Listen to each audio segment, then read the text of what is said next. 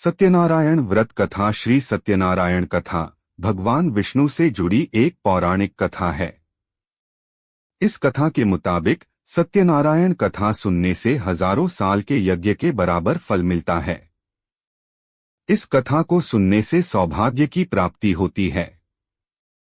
सत्यनारायण व्रत कथा प्रथम अध्याय। एक समय की बात है, नैशिरण्य तीर्थ में शौनिकादि 88,000 ऋषियों ने श्री सूत जी से पूछा, है प्रभु, इस कलयुग में वेद विद्या रहित मनुष्यों को प्रभु भक्ति किस प्रकार मिल सकती है तथा उनका उद्धार कैसे होगा? हे मुनि श्रेष्ठ, कोई ऐसा तप बताइए जिससे थोड़े समय में ही पुण्य मिले और मनवांछित फल भी मिल जाए। इस प्रकार की कथा सुनने की हम इच्छा रखते हैं। सर्व शास्त्रों के ज्ञाता सूत जी बोले, हे वैष्णवों में पूज्य, आप सभी ने प्राणियों के हित की बात पूछी है, इसलिए मैं एक ऐसे श्रेष्ठ व्रत को आप लोगों को बताऊंगा जिसे नारद जी ने लक्ष्मी नारायण जी से पूछा था और लक्ष्मीपति ने मुनिश्रेष्ठ नारद जी से कहा था। आप सब इसे ध्यान से सुनिए।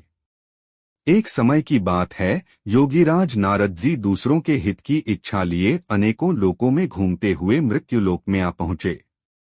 यहाँ उन्होंने अनेक योनियों में जन्मे प्राय सभी मनुष्यों को अपने कर्मों द्वारा अनेकों दुखों से पीड़ित देखा। उनका दुख देख नारद जी सोचने लगे कि कैसा यत्न किया जाए जिसके करने से निश्चित रूप से मानव के दुखों का अंत हो जाए। इसी विचार पर मनन करते हुए वह विष्णुलोक में गए। वहां वह देवों के ईश नारायण की स्तुति करने लगे, जिनके हाथों में शंख, चक्र, गदा और पद्म थे, गले में वरमाला पहने हुए थे। स्तुति करते हुए नारद जी बोले, हे भगवान, आप अत्यंत शक्ति से संपन्न हैं, मन तथा वाणी भी आपको नहीं पा सकती हैं। आपका आदि, मध्य तथा अंत नहीं है। निर्गुण स्वरूप सृष्टि के कारण भक्तों के दुख को दूर करने वाले हैं, आपको मेरा नमस्कार है। नारद जी की स्तुति सुन विष्णु भगवान बोले, हे मुनिश्रेष्ठ, आपके मन में क्या बात है? आप किस काम के लिए पधारे हैं? उसे नीच संकोच कहो। इस पर नारद मुनि बोले कि मृत्युलोक में अनेक योनियों में जन्मे मनुष्य अपने कर्मों के द्वारा अनेकों दुख से दुखी हो रहे हैं।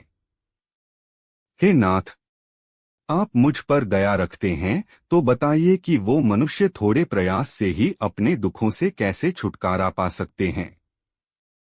श्रीहरि बोले, हे नारद, मनुष्यों की भलाई के लिए तुमने बहुत अच्छी बात पूछी है। जिसके करने से मनुष्य मोह से छूट जाता है, वह बात मैं कहता हूँ, उसे सुनो। स्वर्ग लोक व मृत्युलोक दोनों में एक दुर्लभ उत्तम व्रत है जो पुण्य देने वाला है। आज प्रेमवश होकर मैं उसे तुमसे कहता हूँ। श्री सत्यनारायण भगवान का यह व्रत अच्छी तरह विधान पूर्वक करके मनुष्य तुरंत ही यहाँ सुख भोग कर मरने पर मोक्ष पाता है।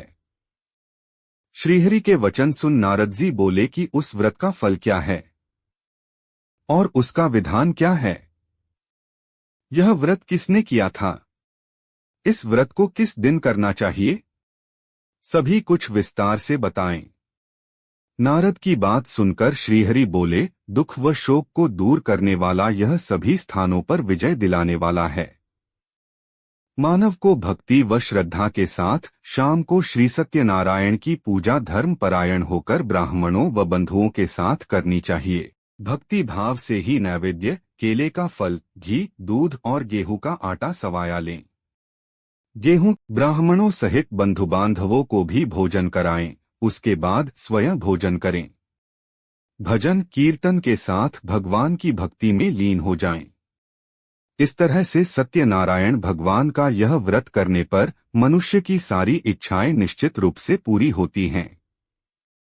इस कलिकाल अर्थात कलियुग में मृत्युलोक में मोक्ष का यही एक सरल उपाय बताया गया है।